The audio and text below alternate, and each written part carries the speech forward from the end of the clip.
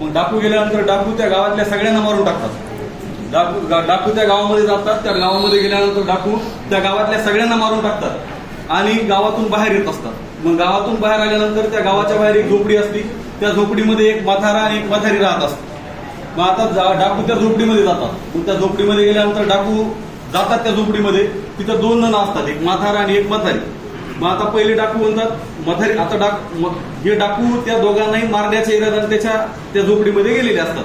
पहिल्यांदा म्हातारीला म्हणतात, म्हातारी इकडे, तुझं नाव काय? म्हातारी म्हणती माझं नाव गंगूबाई. म्हातारी काय म्हणती? माझं नाव गंगूबाई.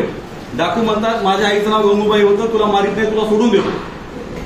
डाकू काय म्हणतो की माझ्या आईचं नाव गंगूबाई होतं, तुला मारत नाही, तुला सोडून देतो. म्हातारीला डाकू सोडून देतो. आता नंबर कोणाचा येतो? म्हाताऱ्याचा. डाकू मग म्हाताऱ्याला बोलवतात, म्हाताऱ्या इकडे, तुझं नाव काय? म्हातारा म्हणते माझं नाव ज्ञानबा. माझं नाव ज्ञानबा, पण लाडानं सगळे मला गंगूबाईच म्हणतात.